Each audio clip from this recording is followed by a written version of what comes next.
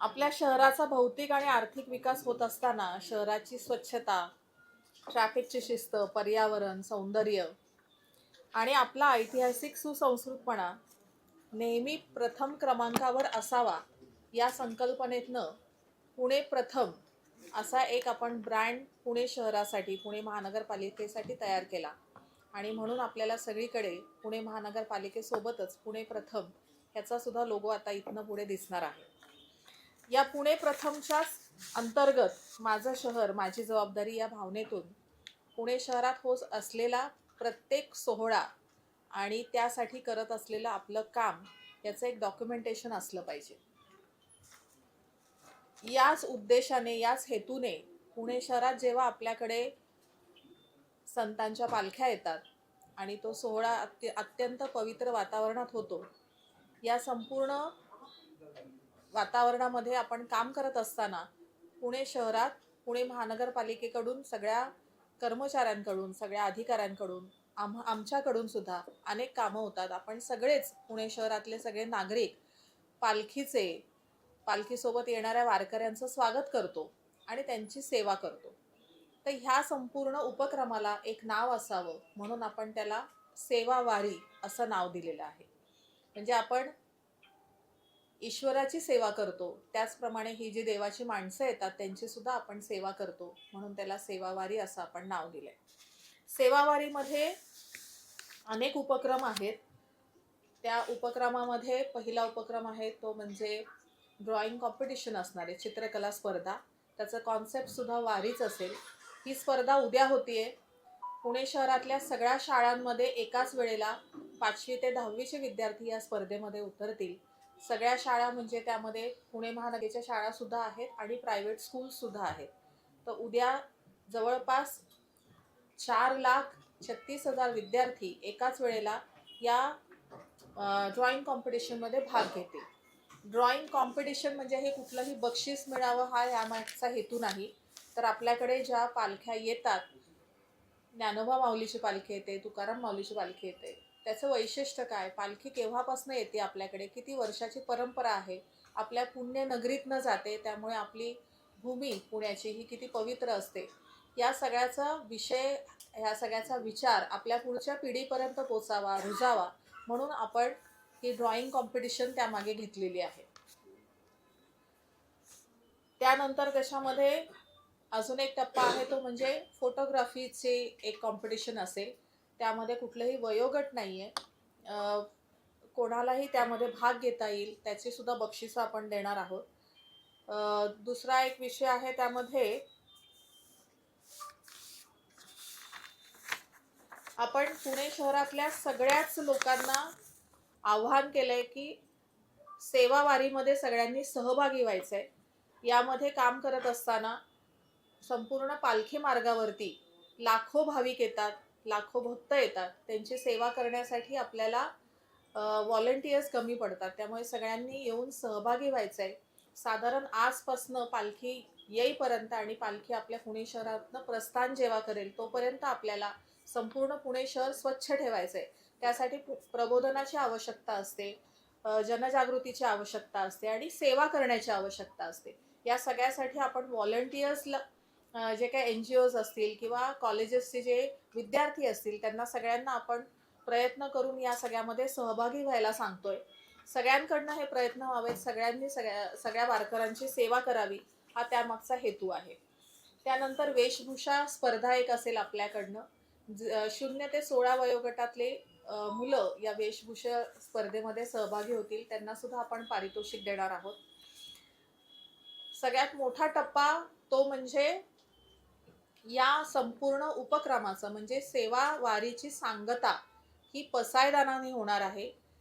पसायदान हे विश्व कल्याण प्रार्थना, विश्वशांती प्रार्थना या स्वरूपाचं हे पसायदान असतं आणि विश्वशांतीसाठी, विश्व कल्याणासाठी ही म्हणणारी आपण जी प्रार्थना म्हणतो, त्याचं एकाच वेळेला एकाच दिवशी म्हणजे 10 तारखेला रात्री 9 वाजता आपण पसायदान सगळेजण एकत्र मिळून म्हणणार आहोत.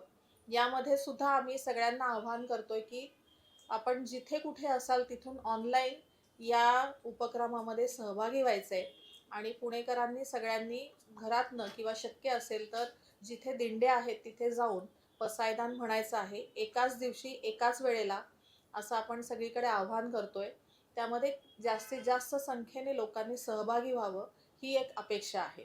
अशी ही संपूर्ण सेवावारीचा हा उपक्रम केला जाईल.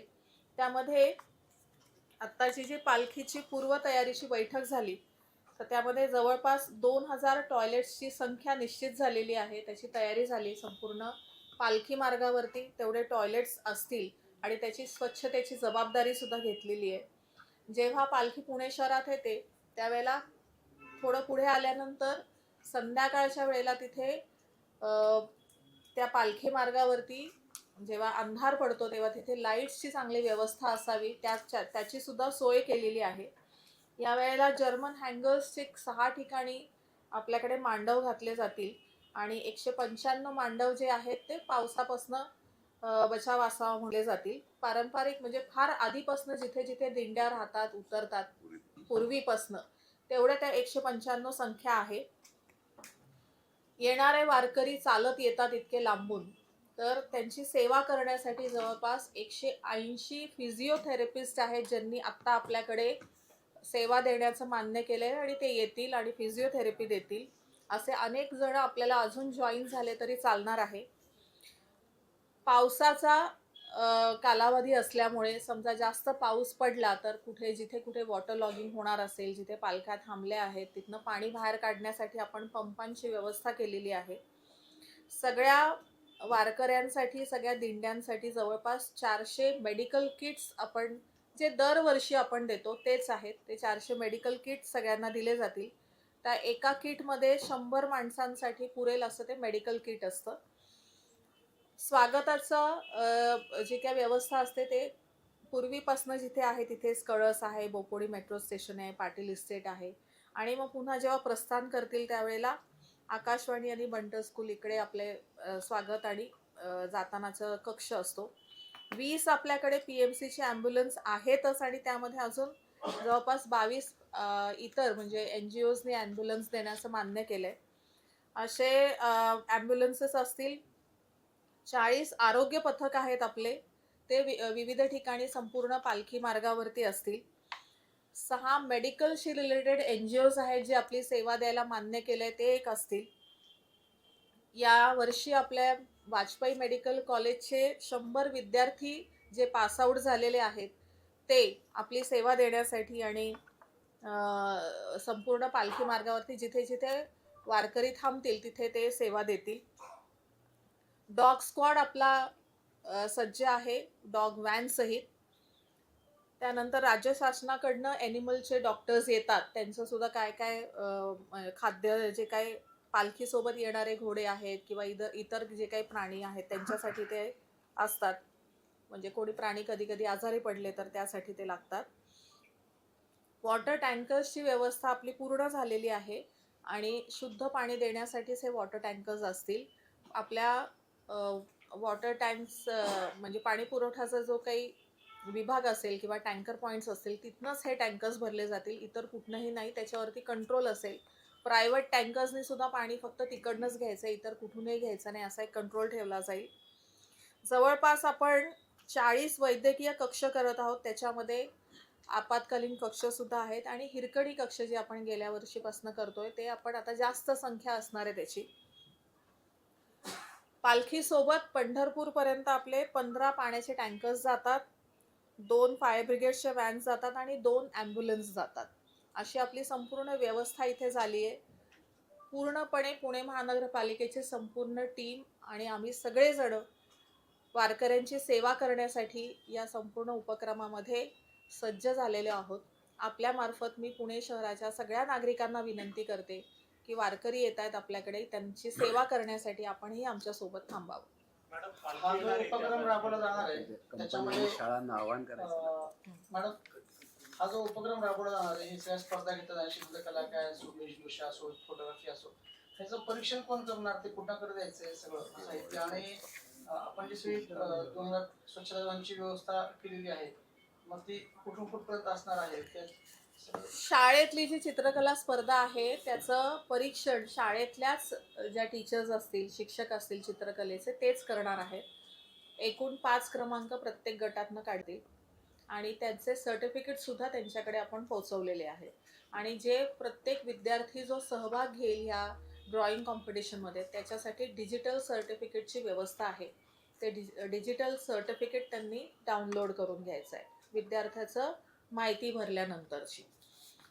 दुसरा एक असा विषय आहे की आता आपल्यामार्फतच मी संपूर्ण पुणे शहरात एक आव्हान करते. जे काही कमर्शियल एस्टॅब्लिशमेंट्स आहेत म्हणजे पालखी मार्गावरती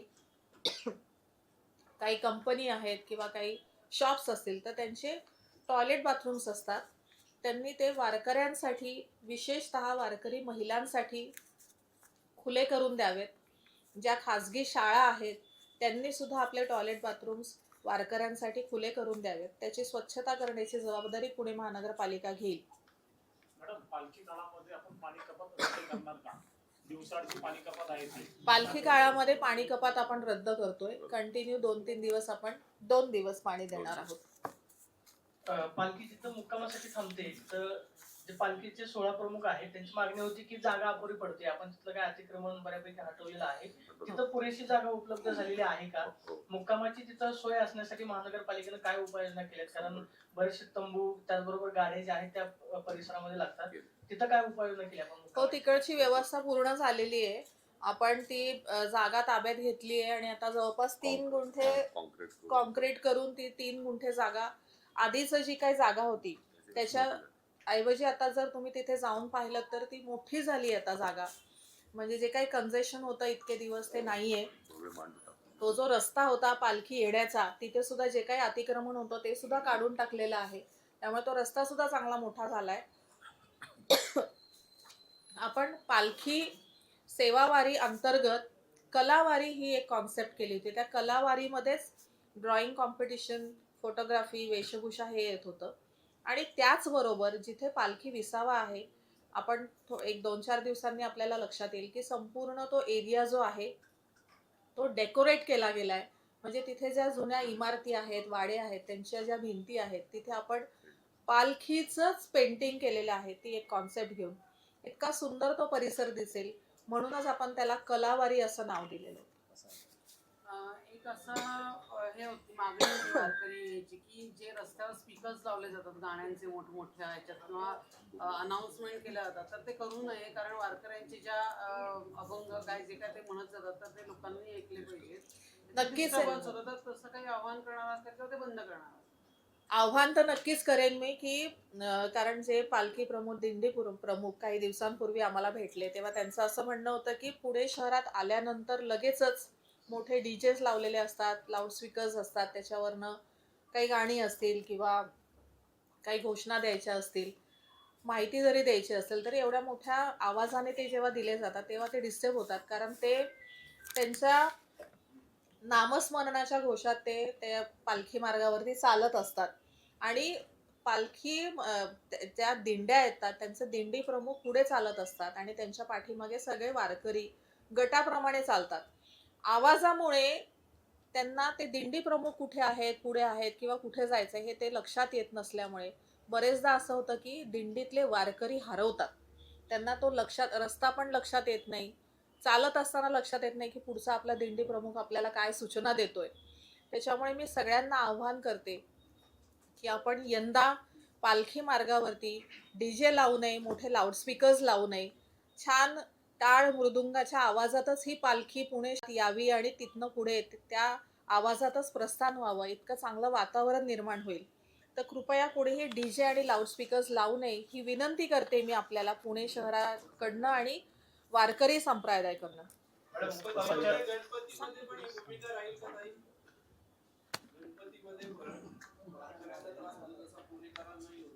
आपण सगळेजण मिळून प्रयत्न करूया. किती लोकांची वस्ती आहे का माझा? 6 ठिकाणी त्यांनी मगाशी आकडा सांगितला होता खरं. जर्मन हँगर ना 6 ठिकाणी. 6 ठिकाणी मेन मंदिराच्या परिसरामध्ये आहे. 5,700 स्क्वेअर किलोमीटर 5,000 टोटल जर्मन आणि 40,000 स्क्वेअर किलोमीटर टोटल पुणे शहरात विविध ठिकाणी. परत एकदा सांगणार काय? 40,000 परत एकदा सांगणार ठिकाणं जाहीर करायला पाहिजे. ऑलरेडी ठरलेले स्पॉट ठरलेलेच ते. सरले मंदिर परिसर नाही, हे किती झाले 40,000?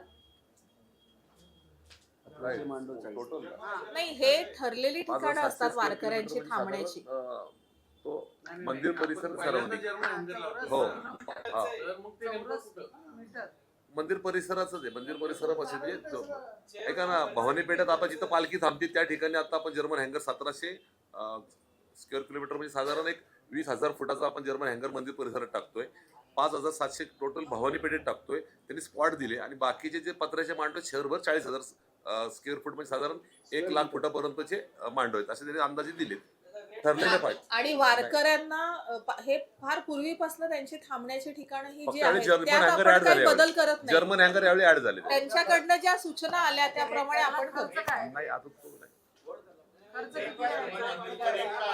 नाही दरवर्षी मांडव आपण टाकतो त्याच्यातच नाही आता नाही, आणि हे ते वारकऱ्यांच्या वारकऱ्यांनी मागणी केली जर्मन मागणी हँगर केली पाहिजे होती आपल्याकडे. त्यावेळी त्यांनी त्याच्यामुळे मागणी केली आपण होती मंदिर परिसरात असला पाहिजे म्हणून तो केला. मॅडम पालखीच्या ठिकाणी मुक्कामाच्या ठिकाणी 24 तास भाविक येतात त्यामुळे स्वच्छतेचा प्रश्न निर्माण होतो. तिथली स्वच्छतेची व्यवस्था कशी असणार आहे काय नेमकी आपण काय व्यवस्था तिथल्या स्वच्छते संदर्भात सुद्धा बोलणं झालं मगाशी बैठकीमध्ये की आपण तिथे व्हॉलंटियर्स थांबवतोय आणि कुठेही कचरा निर्माण होणार नाही किंवा ओपन डेफिकेशन हा सगळ्यात मोठा पार्ट असतो त्याच्यामध्ये. बाहेरनं वारकरी येतात, त्यांना माहिती नसतं टॉयलेट बाथरूम्स कुठे आहेत, त्यामुळे ओपन डेफिकेशन होतं. ते थांबण्यासाठी आपण तिथे व्हॉलंटियर्स थांबवतोय आणि त्यामुळे यंदा तरी असं काही होणार नाही. स्वच्छता तर नक्कीच राहील. फेरीवाले खूप तिथे येतात. फेरीवाल्यावर काय त्याच्यामुळे कारवाई करणार. फेरीवाले सगळं रस्ता आणून टाकतात. बोलणं झालंय का की व्हीआयपीची संख्या मर्यादित राहील. पालखी पुण्यात आले की अख्खं मंत्रिमंडळ पुण्यात येतं आणि लोकांना तास थांबवलं जातं. मंत्री येणार आहेत म्हणून एक तास दीड तास रांगा थांबवले जातात. त्याच्यावरून मागच्या वर्षी गोंधळ झाला, धक्काबुक्की झाली. तिथे चेअरमन साहेब पण होते. बरोबर आहे चेअरमन साहेब? या वर्षी अजूनपर्यंत माझ्याकडे अशी कुठलीही माहिती आली नाही की आपल्याकडे VIP कोणी तिथे दर्शनाला येणार आहेत. अजून आलं नाही. आणि दर्शनाला जरी आले तरी ते अचानक येतात आणि पण आता ऐका ना, आता मंदिर परिसर मोठा झालाय, मागच्या वेळेपेक्षा मोठा झालाय. काळजी घेतलेली आहे. तिथल्या भवानी पेठेतला सगळ्यात चौक मोठा झालाय. आपण बघितलं तर हात वाढली. सीएम साहेबांना मंदिर परिसर आता मोठा झालाय. मंदिर परिसरातले जे रस्ते आहेत 10 जिथनं पटीने मोठा पालखी झाला. आतमध्ये येते ती सुद्धा मोठा झालेला आहे तो रस्ता. त्यामुळे असं काही आता अडचण निर्माण होईल असं वाटत नाही. तुम्ही अतिक्रमणाच्या विषयी बोललात तर अतिक्रमणाची ऑलरेडी कारवाई सुरू झालेली आहे आणि कुठेही अतिक्रमण आपल्याला दिसून येणार नाही. म्हातारीवाल्यांचं काय धन्यवाद. म्हणणं? मॅडम वारीच्या काळात म्हातारीवाले परिसरात आहे का?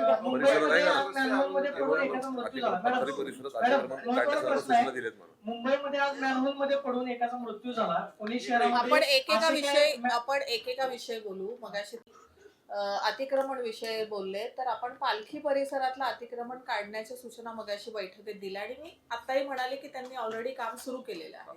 मॅडम, महत्वाचा प्रश्न आहे. मुंबईमध्ये आज मॅनहोलमध्ये पडून एकाचा मृत्यू झाला. मुंबई महापालिकेवरती निष्काळजीपणामुळे बरेचसे आरोप होत आहेत.